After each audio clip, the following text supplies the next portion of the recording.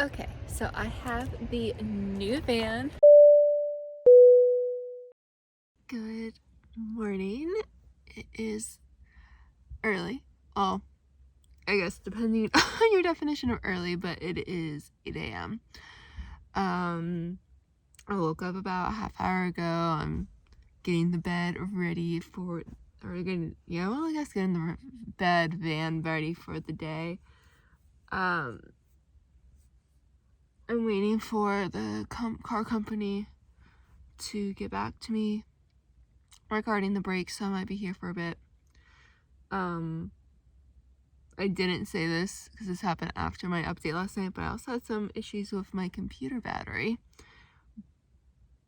Basically, it was saying that it was like battery health was like 2%, but it could have been because of the cold. I slept with it in its case like a teddy bear. And I just turned it on this morning and I didn't get that battery message, so that's good. You are seeing me at my best in this video. But anyway, I guess I'm just gonna wait until the car company calls me, or if they don't call me right at 9:30, I guess I'll call them. But because I don't have all day to wait for them to call me. So yeah, but Eurovision happened at 5 a.m, so I might see if I can stream the replay of that. So anyway, I will be here and update you when I can.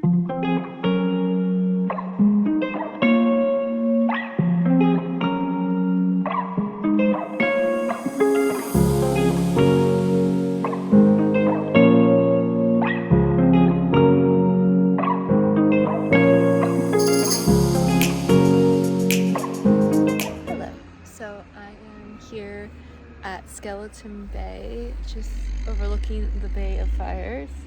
How beautiful. And I am waiting for a replacement car. So Galileo, the campervan, has some issues. Kind of what I thought is that the brake pad on the left side, the passenger side, there is no brake pad.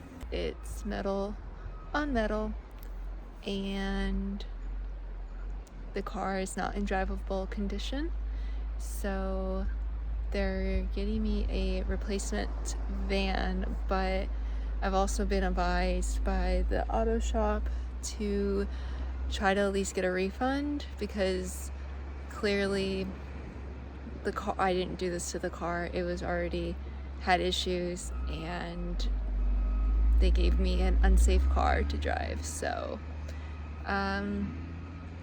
that's where we're at, but we'll see what happens. But I still have a couple more hours until the car comes, and then from there I will decide if I am going to try to drive to Coles Bay tonight, or if I'm just going to stay here and then drive to Coles Bay tomorrow. So I'll keep you updated, but with a view like that, you can't be too mad. I stayed at Skeleton Bay for maybe around another hour, and then I headed back into St. Helens, and finally a new van was delivered to me. So quickly just did a van swap in the parking lot, and then I headed on my way to my next location. Okay, so I have the new van. Welcome to the family, Raptor. I don't know what family, but now I have Raptor. I'm not gonna lie, I miss Galileo. This is pretty much the same van. There's a couple of just changes. Not sure if I'm gonna be able to open the door. It's kind of finicky, but basically Galileo had a seat in there in the second row. This doesn't, so we'll see. But it's 3 more nights. Galileo did a good job, but ultimately the brakes were an issue. So anyway, I just kind of got my life together. I pulled off to this scenic view, and it's very scenic. So now I'm heading down to Coles Bay to stay the night. I'm gonna do a quick little stop along the way, so I'll show you that. But anyway, got new keys, and let's go.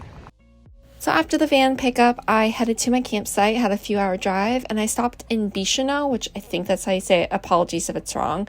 But I just stopped to check out some more of the rocks. Technically, I don't think the Bay of Fires extends down this far, but you can still see some of the red colors on the rocks, which, by the way, are caused by the lesions. I think that's how you say it. Apologies again for the pronunciation, but it's pretty cool to see. And then I also made a stop at the Bicheno Blowhole, which basically, as the waves come through this narrow part, the water comes out like a blowhole. So anyway, pretty cool.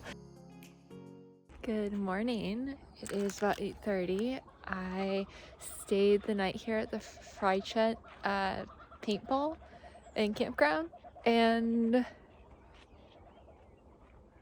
it was just me. Which was like a little bit nerve-wracking, but honestly it was fine. It was just super dark, and just with me it was just kind of a little nerve-wracking, but it was good, and it was a fairly cheap place to stay. Really had an outdoor shower, which was enclosed, but had an outdoor shower, which was nice, and a really clean bathroom, so that's all you can really ask for. But today I'm gonna head to the national park, do some hiking, and then originally I was gonna stay here again, but I was looking more into Port Arthur and realized that there's more I want to do there. Like I want to go to the national park and then like do a little bit of Port Arthur Saturday morning before I have to drop off the van. So I've never looked better. Sorry, you've gotten no makeup in this vlog. But yeah, so I'm gonna go down there tonight after I'm done hiking. So I'm just gonna eat something real quick and then head to the national park. It's about a 15 or so minute drive, and then we'll see what we get up to. It's warming up pretty quickly. It was really cold right when I woke up about hour 15 ago, so it's warming up, and I think it's gonna be a beautiful day. Yay!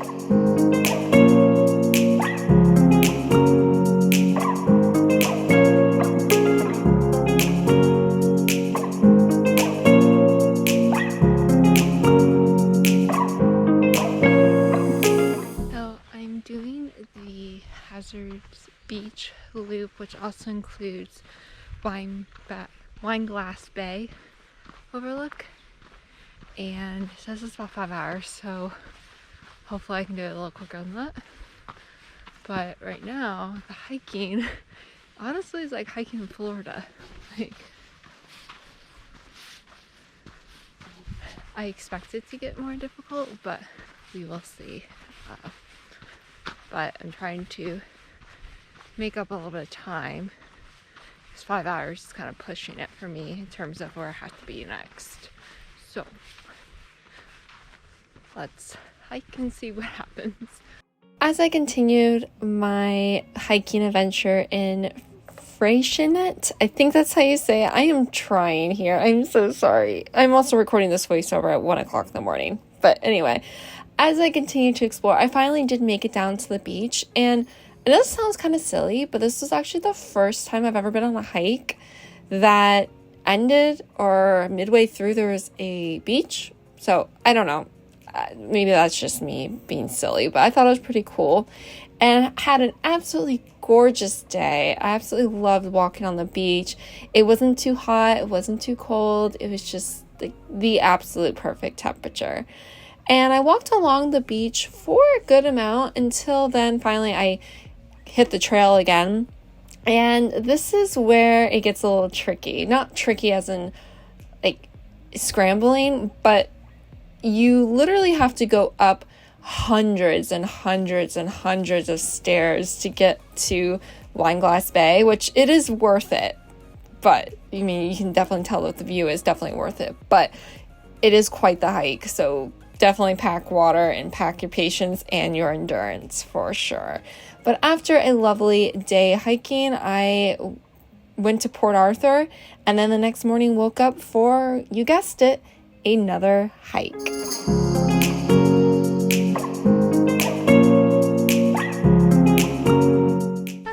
So today I am doing the Mount Brown track to Crescent Bay, and it's a lovely coastal walk. I think it said it's 7.5 kilometers.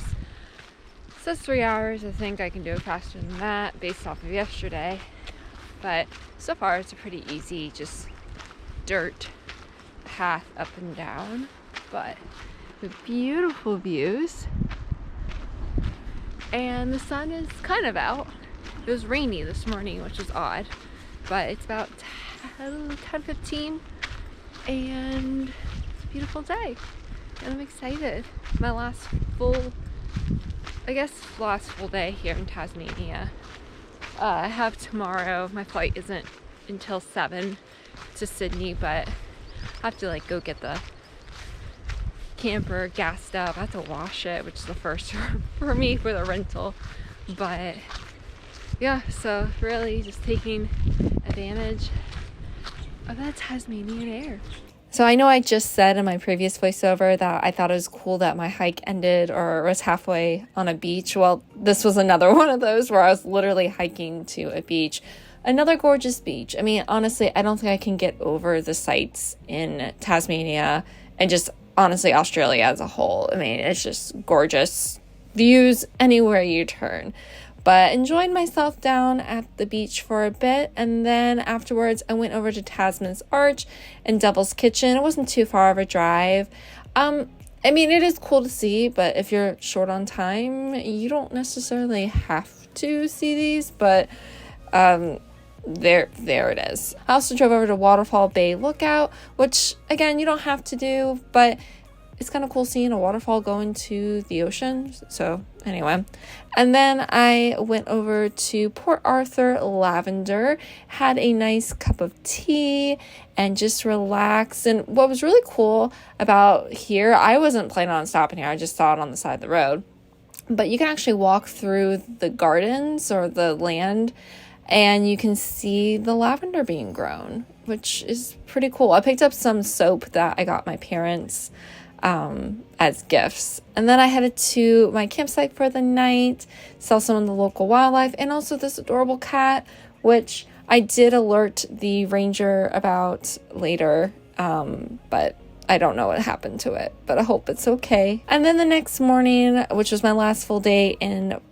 Tasmania, I went to the Port Arthur Historic Site. So Port Arthur is a town, and also it's actually a former convict settlement in Tasmania, and it's part of the Australian Convict Sites and World Heritage Property, which consists of 11 remnant penal sites originally built when the British Empire during the 18th and 19th centuries would send convicts to Australia for their punishment. It's also important to know that the town and actually the historic site was unfortunately the site of a mass shooting that occurred in April of 1996, where 35 people were killed and 23 were wounded.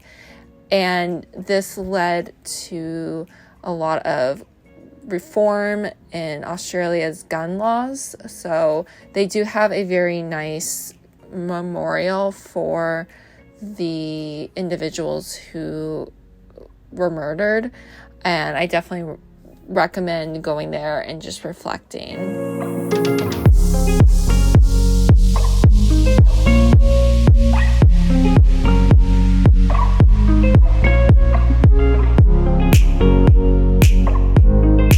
Also, during your visit, you can definitely check out the very expansive grounds. It is incredible how large the grounds are in this historic site.